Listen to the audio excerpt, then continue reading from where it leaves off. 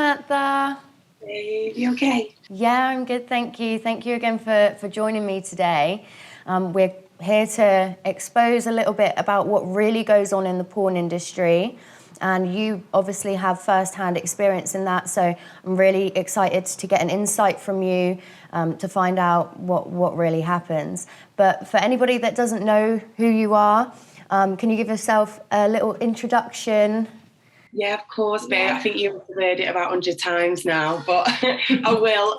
My name's Samantha Brown. I am from Manchester. I am a public speaker and activist. I predominantly surround myself around human rights abuses, specifically human trafficking and satanic ritual abuse. I am part of the 1% who survived being human trafficked. I lasted half of my shelf life, which is 7 years. I lasted 3. Luckily, I got away and we got the perpetrator put into prison. And I have been speaking a lot about the cult processes that actually happened as well. But obviously throughout my life, like I have had a colourful life, babe. You know, I'm not going to lie and say I haven't, took the wrong paths and they've took me to the wicked witch of the West. And I think I have been in the adult industry and I was in it, I guess, from the ages of 17. Like I've seen all areas of the adult industry. So whether that be babe station, escorting, whether that be the top end or I guess the bottom end being human trafficked. But also, I was in the adult industry for 3 years and wow. So you said you joined the adult industry at the age of 17, which is obviously underage anyway. So had anybody checked to see if you were old enough to be working in that industry? With being the ages of 17, how I got introduced, I got coerced into exploitation at the ages of 17 by my best friend who was considerably older, who was obviously grooming me. And I was, from the ages of 17, thinking it was normal to be a sex object. So I was selling my body and thinking that it was normal to have unprotected sex at that age. For money. And that led me into, I guess, I always say this, and I have to say, I sold a part of my soul, I did. And I don't care what anyone says, that industry takes a part of you. It does. It's what to me is with sex. It's very sacred. There's a lot of spiritual energy that's connected, and it's meant to be a very beautiful thing. It's a physical act of love, isn't it? Yeah, babe. Yeah, trust me. I'm in a place where I'm in a healthy relationship now. Do you know what I mean? I know what making love is as opposed to this industry, and. I'm here to take it down, babe, with you. It's disgusting. It's absolutely disgusting. For one, I was on Babe Station at 17 years old on a channel that has been shut down now. Again, you asked, did they ask for my ID? No, they didn't. They assumed because I was with this woman. And as well, think about it this way. I've been in this adult industry, so I've been around the likes of people like Lindsay Dawn McKenzie. She was on the front cover of the Daily Sport naked at 15 years old. That was in our generation. Babe, this isn't okay. They were selling I'm not saying that word, it's child exploitation or child rape videos, so they're getting away with putting child exploitation pictures. It's just sick. Even to Playboy, babe, me and you both know Brooke Shields was on that cover at 10 years old. That is scary shit. But anyway, I was on that show and then I did, babe. I hold my hands up every single time. And I know every single time I'm putting my neck on the line because people are like, oh, you knew what you were doing. You were old and all this, whatever. I don't care. I took that choice and I went into the adult industry. And I'm glad I did now because I'm here to tell people what it's really about. So take us from Babe Station. So from there, did it progress to more more. No, I guess what happened, I was, because I had got onto the Babe Station channel. It wasn't one of the big channels. Like there is different Babe Station channels, by the way. Obviously, it's, unless you know about this, you don't know. Do you know what I mean? And there is a higher end Babe Station, which was called Babe Station at the time. There was a show called Bang Babes. Oh my god, like, you know. But then you had this other channel, and the other channel was the one that had me on. It was called Hotel Voyeur, I remember, and so I was already, if you think, engrossed in that industry, babe. I was already selling myself. I thought it was normal to have unprotected sex for money. And then I went into the higher ends of the industry, I guess. I started to become sorted after, like, because I ended up doing, so first and foremost, like, as soon as I went on that show, like after my 18th birthday, I went and did one of my first scenes, yeah. And one of my first scenes was with that girl. So that girl drove me to that scene. She took me there. And honestly, babe, I don't care. This company is called Kilogram. Like, the people need to know not to fucking support. Don't even support the adult industry, but these people are fucking, like, they're booky. So basically, I went there, and they're very good with their technique, should I say. Yeah, they know what they're doing. And because a lot of young girls are coming through the door, and I had already started to want to do, like, you know, modelling, topless modelling, Nuts and Zoo was out. I was well aspiring for it, mate. You know what I'm saying? Like, and, you know, there was, you know, you started to see things like when we was growing up, Britney Spears in a fucking schoolgirl outfit, mate. Do you know what I mean? It blows my mind now when I think about it. But we, you know, I guess we were kind of being normalised to this kind of stuff. So when I started to do that with this girl, I wanted to get into that world, babe. Like, when I got a taste for it, I'm not going to lie, like, I was like a moth to a fake flame, babe. I was like, I seen the money. Went from home bargains, £6 an hour, psychology, sociology at college. And this is, again, why we have to speak about this, because it's the young minds. This is what they're getting. This is how you can get exploited sexually or criminally, because you want that lifestyle. And that is what I was chasing, babe. So they glamorize it. You know, they glamorize it, and they glamorize the adult industry even as well, don't they? What was Snoop Dogg doing? Pimping, stick, like, bullshit, mate. Like, you're glamorizing human trafficking. It's disgusting. So anyway, when I got into it, like, I was started to want to be like a topless model, and I started to want to do all that stuff. So I put myself on, like, there was like things like Purple Pot. I think it's like a modeling like thing where you'd go on there, and, like, you know, MySpace was on, and I started to, like, you know, try and, you know, do pictures in my underwear. And you see it now, babe, it's scary, you know, because they're doing TikTok videos everywhere. On how to baby, mate. It's everywhere. I mean, you can go on some young girl's feed, and all of it is bikini pictures or you know, provocative poses. You know what I'm saying? Yeah, and it's very, very, very normal to see that. No, exactly. So obviously, back in our day, it was like 2 become 1 with fucking Spice Girls. You know what I mean? Now it's like Swallow with Trey Songz, mate, and Nicki Minaj. Like, it's scary. And this is, again, why we have to do this, because this links to the whole underground scene. But anyway,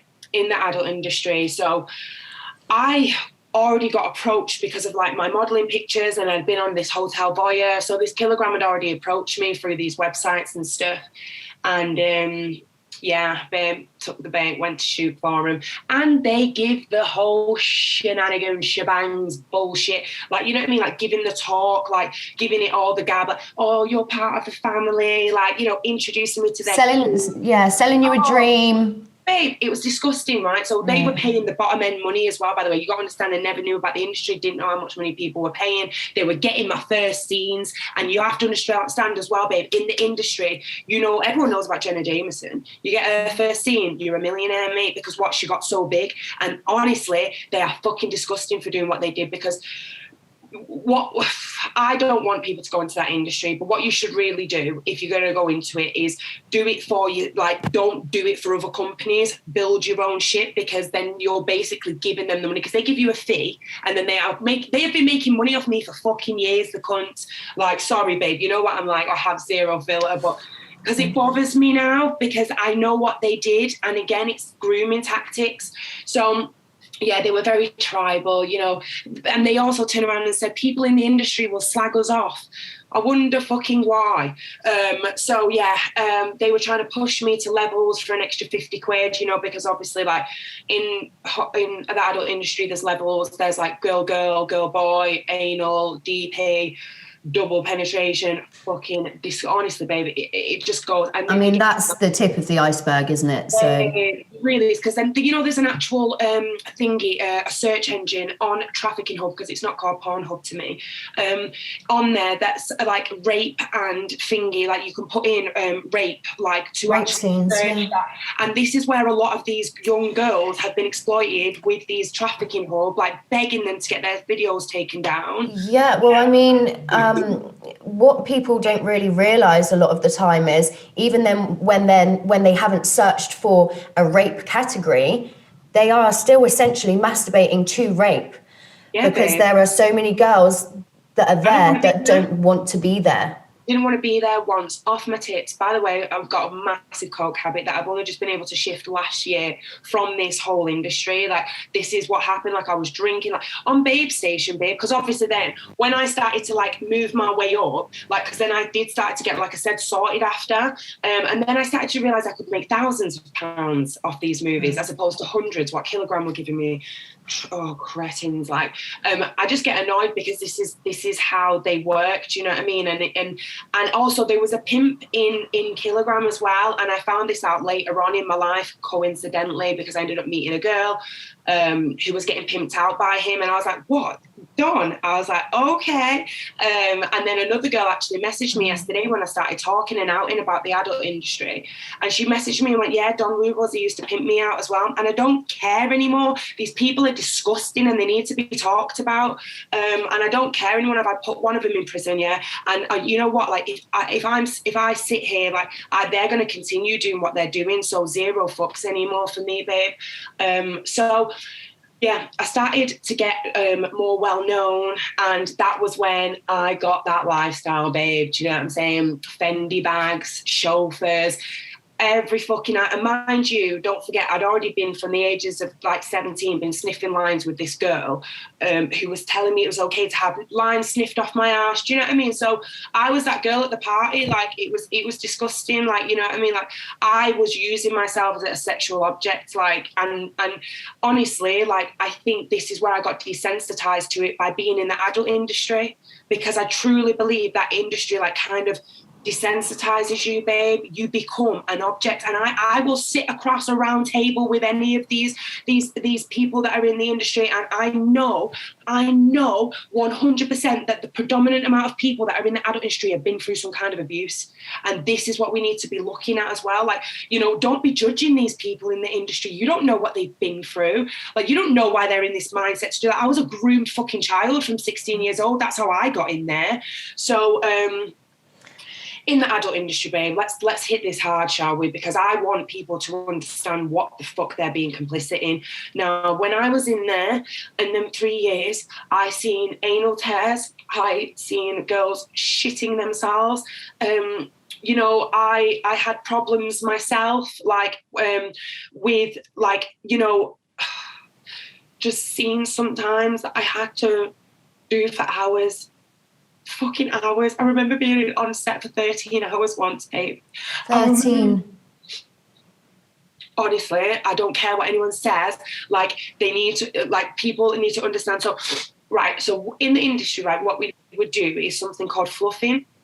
And that means that you're doing something off screen to kind of, you know, get, again, feel the vibe, get sensual with someone that you're going to do something on set with. Because believe it or not, it doesn't always work on set. And you know why? Because it's for the camera. It ain't for your fucking enjoyment, mate. I got jabbed in my kidneys, God knows how many times. These people, like, honestly, like some of the things, like, no wonder I was off my face. If you weren't performing to how Kilogram wanted you to perform, or anyone, what would happen to you? You wouldn't get booked, babe. Like, do you know what I mean? Like, you wouldn't get booked. And it was like the girls that were going to, like, the most extremes, like, look at, like, there's a girl called Donatella, like, and people look up to her and she's fisting her ass, mate. It's fucking disgusting. So like, people were putting themselves through physical harm. Yeah, babe. To to perform, and they I don't actually want to, but they're doing it. Would the money be? Would take the money away? You're gonna have two dicks up your ass. No, you're not, mate. Like, don't. I can't. At me on this. Anyone can come for me on this, and this is why I'm so passionate about this, because I know from insider information, and I'm not the only one who's speaking about this. Like, there's people that have had like so much happen to them in the adult industry, babe. Like, it's fucking disgusting. And you know, I just need people to understand, like, that 20-minute little scene that you're making. Like, honestly, the amount of stuff. Like, I remember crying after a scene, babe. And one of my friends, like, because, so, you know, I pushed myself to a level I didn't want to. And I remember being on a beach, probably looked really fancy on the fucking film, on a private island, you know what I mean? And I just remember, like, having to ask my friend to pull her to one side because I couldn't do it. And I was scared that they wouldn't pay me. So I asked her, I was like, you know, please, can you do this? Because I'm struggling, like, I'm in pain. And she did it for me. And there's no healthy relationships when you're in that either. You know, I tried to have relationships and it was, you know, it's impossible. You know, at first, every guy's like, oh, yeah, a girl from Babe Station. Oh, yeah, I'm with a porn actress, mate. Give it a couple of months. They want to fucking, honestly, like, and I understand as well. I could never share my partner with anyone like that. Do you know what I mean? Like, oh, I just couldn't do it, babe, you know? So I get it. I totally get it. But let's not deny what this is covering up, babe. Like, there is so many people that are being trafficked in this industry. Do you know what I mean? Like, I got my name, like, and I was at the top echelons. Like I say, like, I was, you know, on billboards in Australia. Like, I was being flew around the world, and yeah, I was literally, I don't know, in a weird way, I'm kind of glad what happened to me with Steve, because I probably would have continued, babe. And, you know, I used to be up at 6 a.m. sniffing lines thinking that Amy Winehouse was sick, mate. Like, do you know, I was like, these were the thoughts in my head. And that, again, I think it's because of the toxicity that's in that industry. It consumes you, babe. Like, how much, while you were in the porn industry, how much cocaine would you say that you were taking per day? Well, you know what? It turned every day when I was being trafficked. It was more about 3 or 4 times a week. Like, do you know what I mean? Like, with the coke thingy. But I would have been spending maybe like £300 or £400 maybe a week on it. You know what I mean? Like, and every time I was at Babe Station, I was always on it. Always.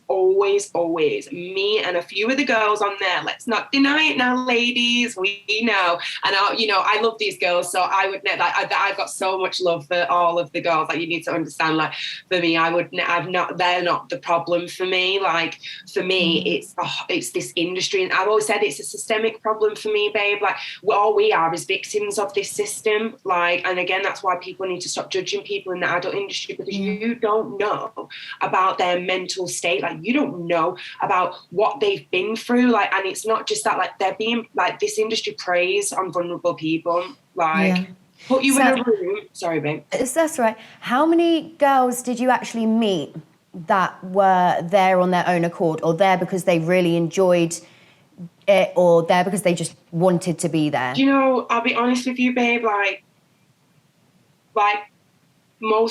all of the girls, like, I had, I ended up kind of having a relationship with one of the girls, and, you know, and I also, like, you know, I guess that's kind of where I realised I really liked women as well, because I was kind of like, well, more like, I know it sounds bad, but I was well more attracted to the women than I was the guys. But I guess with that, like, we all knew, like, do you know what I mean? We all knew that if you took the money away, we wouldn't be there. And I guess, like, some of us girls, like, we found comfort in each other. Like, you know, we'd just, like, I guess, masquerade it and comfort each other and talk about our shit that we'd been through and, you know, get on it. Like, I honestly think, babe, no one is in it from their own accord. I have to be, obviously I'm speaking from my own experience, but ask anyone, apart from the guys, maybe a couple of guys would be there. But trust me, even the guys are injecting their dick at the end of it because they can't fucking work. Like, so. Have you ever met anybody that's been like, do you know what? I really enjoy making porn. I really enjoy porn they're lying, actress. though, babe, because I used to say that. They're lying. Like, I don't care what they say. Like, I can look them bare in the face and say, right, give me the £1,000 then, give me the Gucci bag then. Go shag him. Go and shag Ron Jeremy for free, bruv.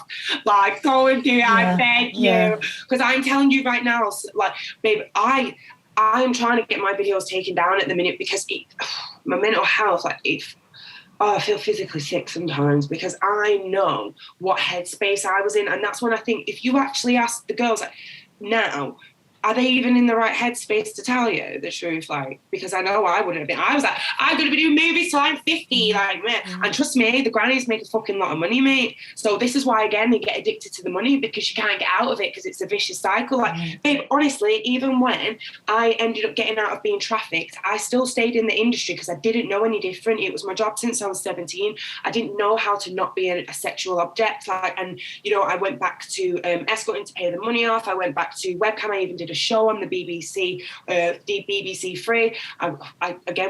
Sometimes we live with regrets, but I am glad that I did that because someone really close to me got in touch from that.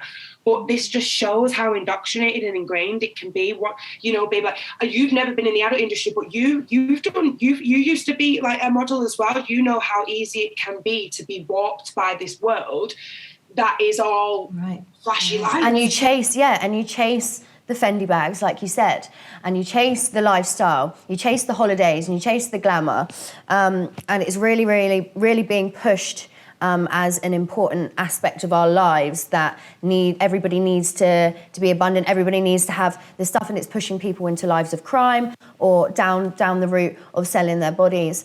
Now, Sam, I know the answer to this, I know exactly what you're going to say, but this is for any young girl that's watching you right now, questioning about going into the adult industry because she wants that lifestyle. The question is, are the Fendi bags worth it? Were they ever at any point was any of it worth it? Please. Like, you know, I guess, like, I always think of, like, Lauryn Hill, and she says, don't be a hard rock when you really are a gem. You know, don't hit me because I'm only being genuine. And that's all I'm going to say is do not treat yourself like a rock when you are a fucking diamond. Like, you can make your money. Like, I've got a successful business now. I have 2 charities now. Like, I have been able to find a way to make that kind of money. Like, you know, I might not be on 10 bags yet, but I'm getting there. Like, do you know what I mean? 10 bags a month, what I used to be on, but I'm getting there. And trust me, like, don't fall for the moth to a fake flame. It will burn the shit out of you. It's a Happy Meal. It's got a crapped up toy that's going to break and it's going to feed you shit. Your soul is not worth selling for that. I beg you, please. Like, look into things that you want to do with your life, because trust me, that is a man-made industry that was made for men's weaknesses, and it's covering up child exploitation. So please think when you're looking at these things. Yeah, you might think it looks cool to have OnlyFans and all these girls in Dubai. It goes so deep, so fucking deep, where now, you know, on OnlyFans, how do you know that kids aren't being sold on there? Like, it's like they're being sold everywhere else. They're just covering it up. So yeah, my word of advice is don't please. It's not worth it. You can get bags other ways. There's other ways how to do things. And just know that if you go in there, you're going in off your own accord, and I guess that old there will be consequences later on in life. And this is, again, what I've been focusing on a lot recently. Like, the system has made us think that there isn't consequences to our actions. There is a God, there is a higher power, there is a universe, and it's watching. And honestly, I'm telling you from the bottom of my heart that when I went in that industry, and even the girls in the industry now, they know that feeling. They know what they're doing. They know. That is exactly why they will not put on the webcam when their kids are around. Why? Because they know what they're doing. They know you'll sit and cuddle your husband, or your wife. Of course you will, because it's fucking consensual. Like, do you know what I mean? Like, it's like, this we have to hold ourselves accountable for this now. And I think we're getting to a very dangerous place, Alex. I want to end it on the fact we're getting to a very dangerous place where we're going down a slippery slope, where I can vouch for this, where I'm going into school and 13-year-olds are looking a lot different than when I was in school and I was 13, because I had some thin-ass eyebrows and I was putting white girls' makeup on. I didn't have a clue what I was doing. And these girls have got better contour than me, 13 years old. And then one of the mums messaged me the other day saying she couldn't find a knee-length skirt for her child. Now, we're getting to a scary place in society right now where they're bringing out people like Billie Eilish and Cardi B. They're not even priming them through Disney Club no more and making you think that, now they're coming knee-deep with it and they won't let their kids listen to that music. Why do you think that she's turning off WAP around her child? Why do you think this? But they've been indoctrinating us with all the pimps and hoes and all that shit, do you know what I mean? For years now. Guys, we can't let it get worse than what it is. We have to get this better. And thank you, babe, for sharing the light. Thank you for your incredible honesty and bravery. As usual, it's been an absolute pleasure interviewing you. And thank you for just shining your light as you always do. And guys, please go and give Sam a follow. She is a human trafficking survivor, as she mentioned earlier, and she's doing incredible things in the world of human trafficking to help save our children and any of the other victims. And she's just an all-round incredible person. So please go and support her in her journey. Love you. Hi, Rob. Hey, how are you doing? Great, thank you. Thank you very much for joining me today. No just problem. for anybody that doesn't know who you are, can you just give us a bit of background about you? Yeah, I'm a missionary out in Malawi with my family. Used to travel around a lot, sort of as an evangelist in churches and sharing my story of drug addiction and prison and how I escaped all of that. But we found ourselves moving here a year and a half ago. We're working with a lot of vulnerable children and building a school and doing loads of different things. There's lots of projects going on, so it's a busy time. Amazing. But yeah. Thank you so much for all of the work that you're doing with the children.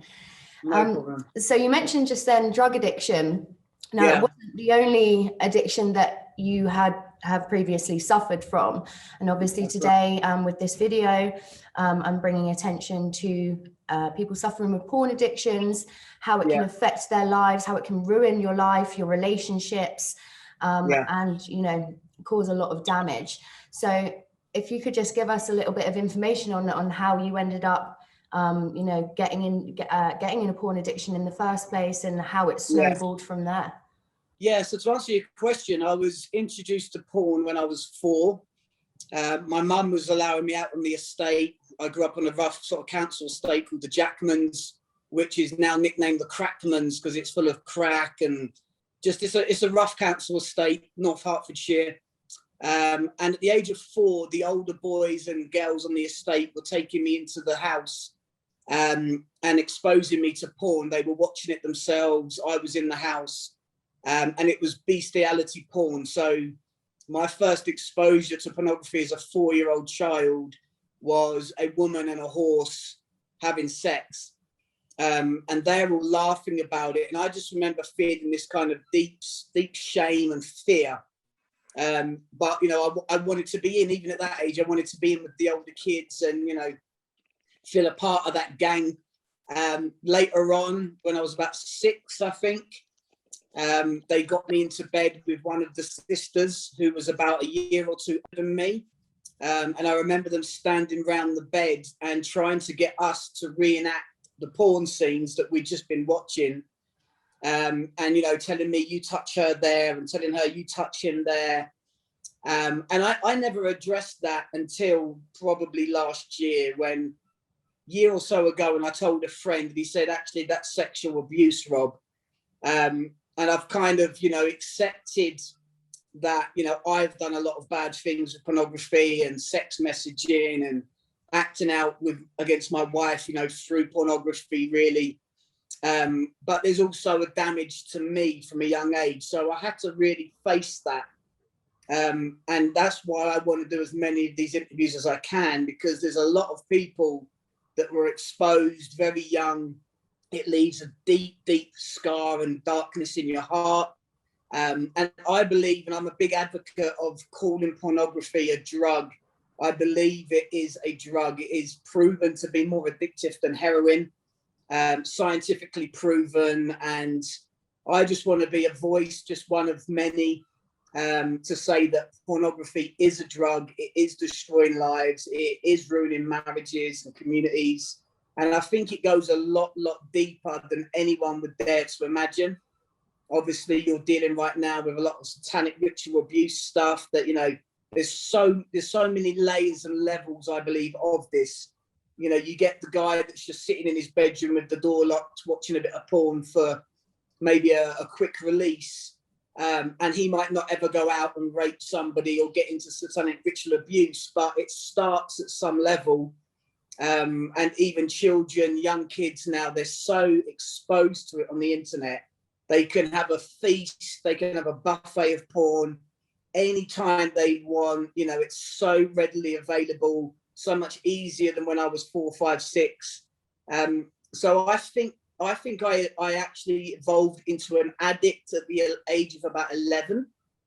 I remember finding my dad's magazines, and I remember every day, as soon as the school bell, when I was in junior school, would ring, I would run out of school, run to my house, because I knew I had about 15 minutes before my mum would come home from work, and I would be able to open the magazine and just pour over that magazine and everything that goes with that. So I remember it being compulsive at about 11, but obviously I blame the earlier exposure to that addiction. Of course, because the average age of exposure for porn now is around age 11. Yeah. With pretty much near on 100%, 90 something percent of girls and boys being exposed to porn by the age of 18. But it on average starts at around 11, which is really scary. As you said, there's so much readily available for them. So you mentioned other drug addictions, and you said that porn is more addictive. Out of all of your addictions that you've ever had, which one was the worst for you? I was addicted to speed from the age of about 16, taking it every single day, and then I was the biggest dealer of it in the area. So I wasn't just dabbling, I was a big dealer of speed at the age of 16, which is an amphetamine. That progressed by the time I was about 17 to cocaine. And then I was dealing that in kilos, and I was, a big drug dealer, and everything was going up my nose, all of the profit.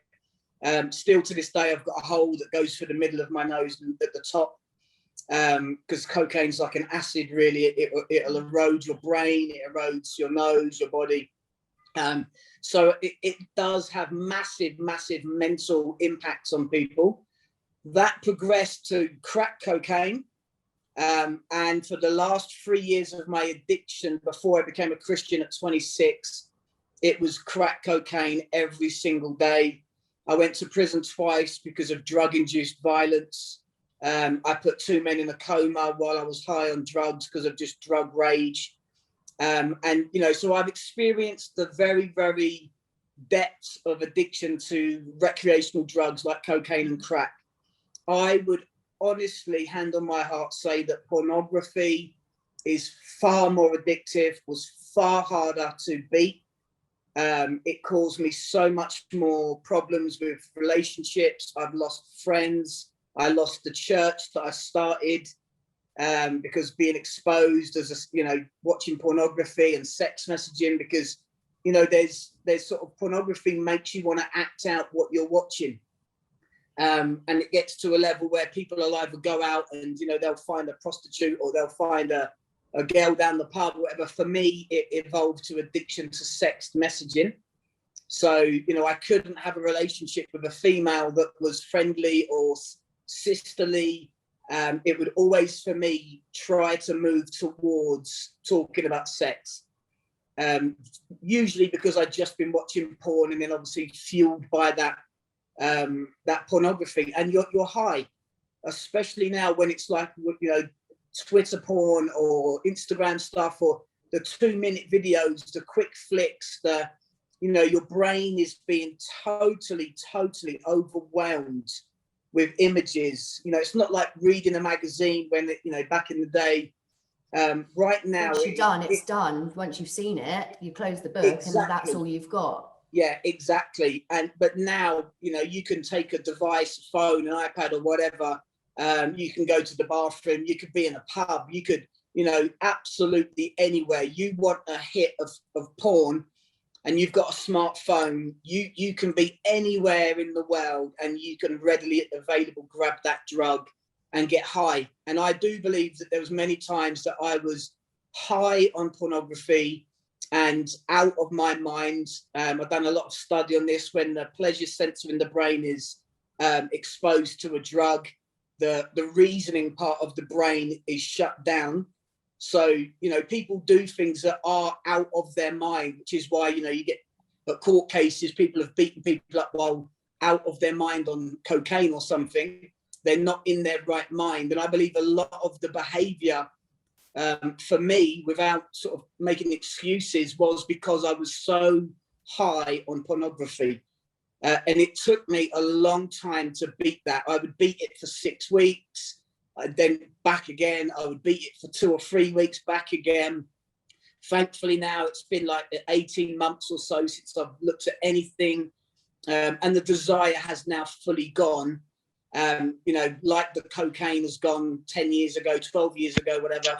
The crack, you know, all those drugs faded away, but the porn was the most ruthless drug to try and overcome that I've ever experienced. Wow. So you mentioned it having an effects on your relationship or your relationships with friends. How was it affecting your relationship, and why did it affect your relationships, do you think? I think more so because I was a church leader. I've got friends from the gangster world. They're still in that world. I still love them and reach out to them. We still chat on WhatsApp, but you know, they're like, it's only a bit of porn, Rob, you know. But when you're a church leader and you're in a position of authority and you've, you know, inappropriately messaged a member of the church, a female, a married woman or a young woman in the internship, you know, understandably that has a lot more of an impact on people, and there's a lot more judgment on the person. So I have to take that, and sadly I lost a lot of friends that are in ministry.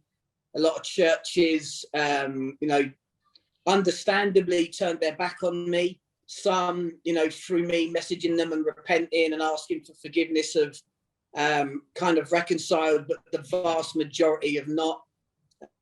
Maybe that's just going to take time, but it had a massive impact. I've lost very, very, very close friends, people that I would call spiritual fathers, because I do believe that the world and the church are very, very behind and ignorant in how this works and how this affects people, and how to handle somebody that has an addiction in this area.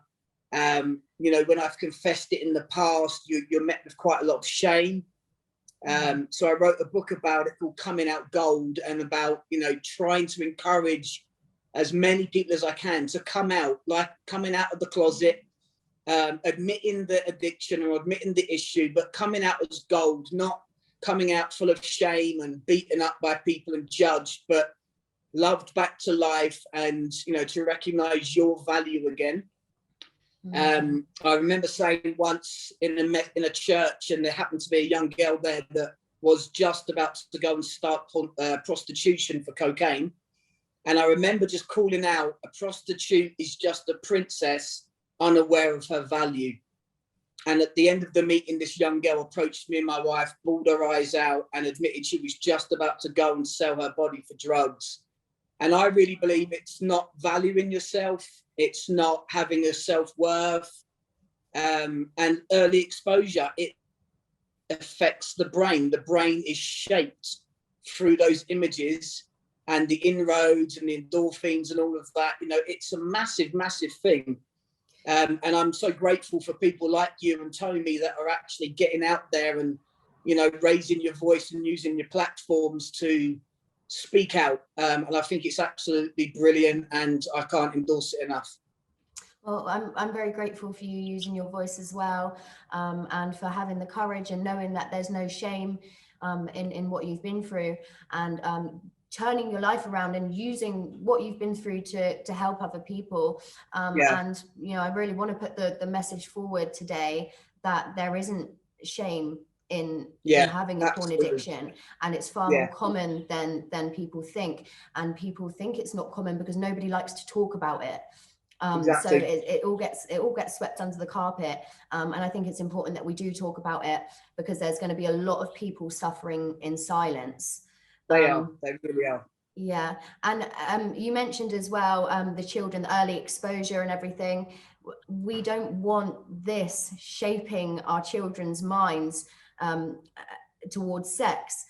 No. Because it is unhealthy, it's unrealistic, and you know, often it's dangerous. And I actually watched a documentary recently, and a young boy in sex education, who'd obviously been watching a lot of porn, he asked the teacher, how do you know when to stop choking her? Oh my goodness. No, and this is a 16-year-old boy asking, how do you know when to stop choking her so she doesn't die? And it's like, where did you think that, you know, how did you get to a point where you thought that was part of the physical act of making love? It's through the things that they're watching. So, exactly. You know, I think it's really important that we've had this conversation, and I'm so grateful for your incredible honesty with it as well, because I also read somewhere that it affects 90% of people said that watching porn had a negative effect on their relationship with their partner. 100% true. Yeah, 100% true. Because you can't, I mean, after time you can, you know, time is a healer in the mind, which is good news, but it takes a very, very long time before you're making love to your wife, but you haven't got images of that woman in that scene that you watched earlier that day or that week, is in your mind. And pornography is the other woman in the relationship. It is online adultery. So I committed online adultery against my wife, who graciously and incredibly stuck by me more than anybody else ever did. She saw the real me. She saw the other side of me, not just that one exposure or that one sin, that one sort of grievance against the church and people. But it does affect her. Of course it is. She feels that she's not enough, and she should be enough, and she is enough.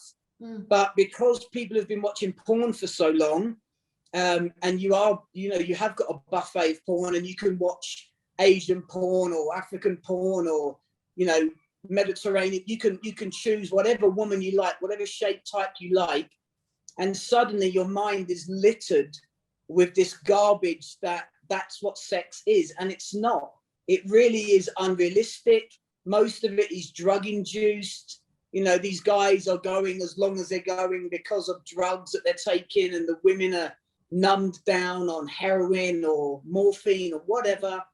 You know, and there's so much behind the camera, off camera, as you know, and as you're advocating here, and what you're doing is there's a lot of sex trafficking. Every time somebody that's just clicking on the porn button, they're funding sex trafficking, whether they want to admit that or not. They are funding sex trafficking, and we are guilty of being a criminal in that sense, and it's got to stop.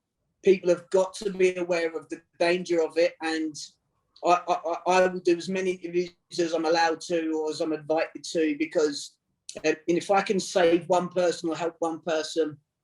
I've had so many pastors and leaders here in Africa, after I've shared my story, come up to me crying and saying, you know, I'm addicted, help me. And, you know, we even do sort of like discussions about it, and the young guys, we talk openly about it here. I've got guys that I speak to regularly because they're addicted, and they come to me for some help, and people are looking for help. People are aware now that this is really crippling and disabling them mentally, physically, spiritually, emotionally. And people are becoming aware, I think, that pornography really is not what it's made out to be. Yeah. So let's so keep glamorized.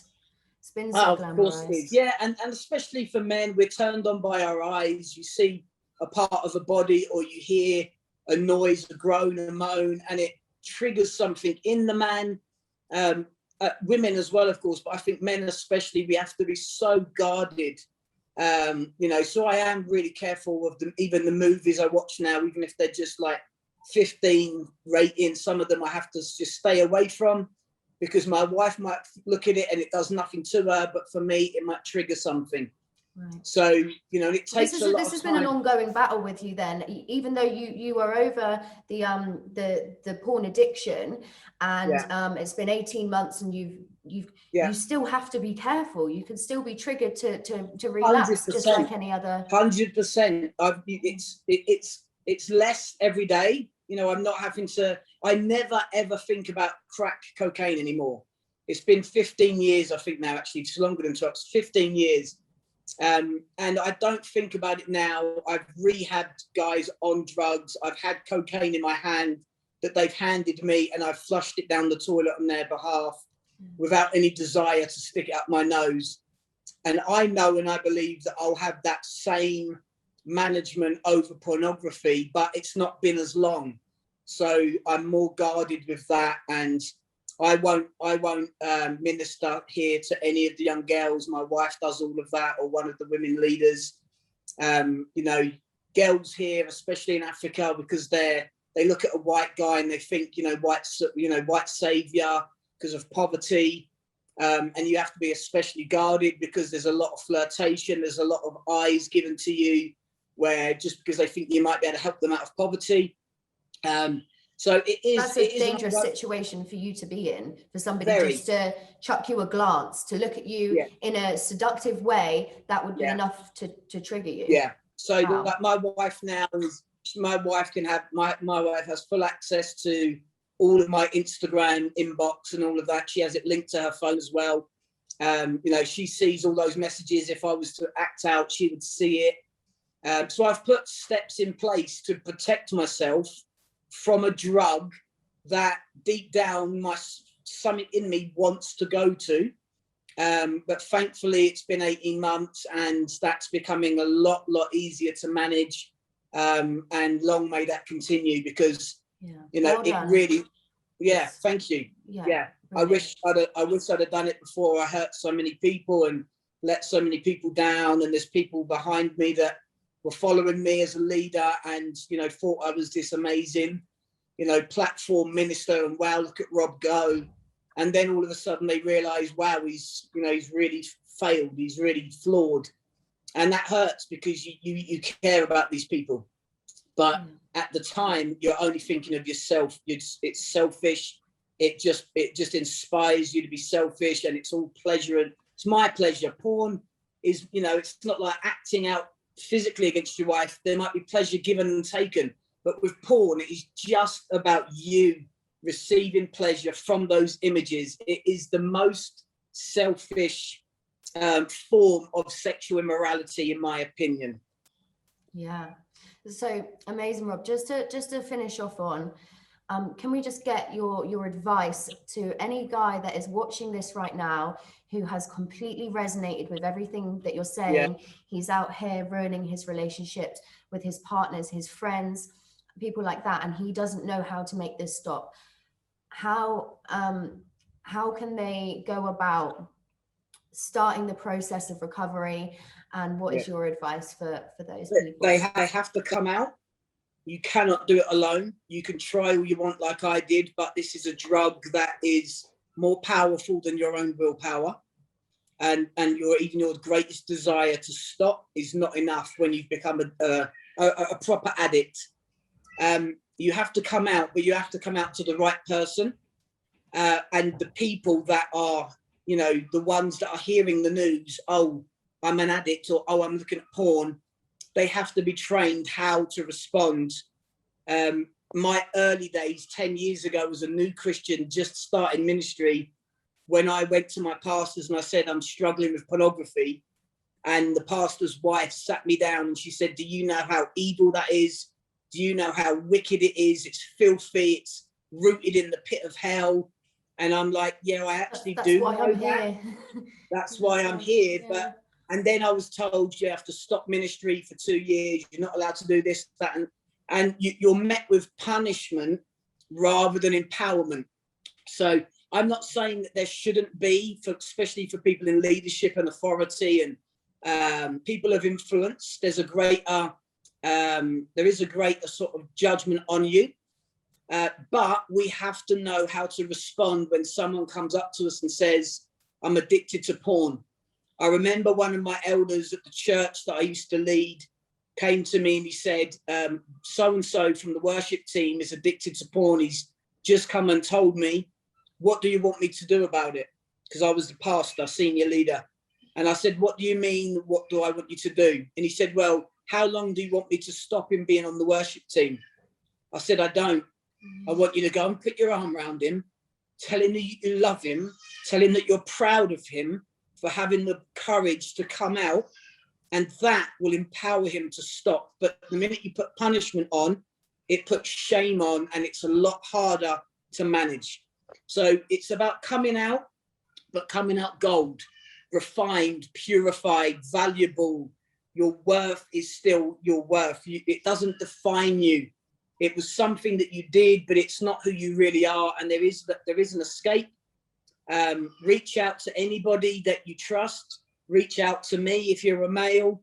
Get my Instagram, robjoyce79. If you're a female struggling, Lydia Joy 89. Somebody like you, Tommy. There's people out there I know that would probably respond with love and not judgment. Of course, there's levels. What I did was immoral. It was never illegal. And so there is people that are doing illegal pornography, and I do believe that there needs to be punishment. Of course, there absolutely does. At the same time, if they're willing for help, they should be given help. But that doesn't mean that there shouldn't be punishment. In the church world, illegal and immoral are one and the same. So the judgment is the same. But there are people out there that are doing illegal acts, things like that. That's got to be punished. There's got to be, and it's a fine line. It is a fine line, and I think the more we talk about it, the more people are open and share honestly about it. I hope that we'll get somewhere in the near future where we're on top of this, and Pornhub and these places are taken down. They're criminals. They're top level criminals that are destroying lives through sex trafficking, through breaking up marriages, by feeding the addict. And it needs to stop. And as many people as can go against them as we can possibly get, let's do it. Let's go after it. And let's try our best to get this off the internet and do what we can. 100% agree. Definitely, especially for the sake of the children. Exactly. It's just not right that they are able to click a button to prove that they're 18 and be exposed to sometimes very damaging imagery. Very damaging. Like you said, your first ever exposure to pornography was very, very damaging. So, and that stays with you. So we need to definitely do something about it. At least be able to monitor it better for the kids. But I'm really hoping that what we're doing here today is going to put a huge dent in the demand for watching porn. And bring awareness to people that might be struggling and not realise I'm addicted to a drug. They might just think, why can't I stop this? And it does have an effect on you physically.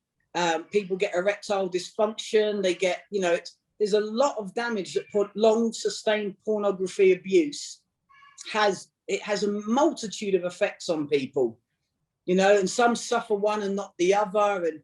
But it does mentally damage you. It certainly emotionally damages you.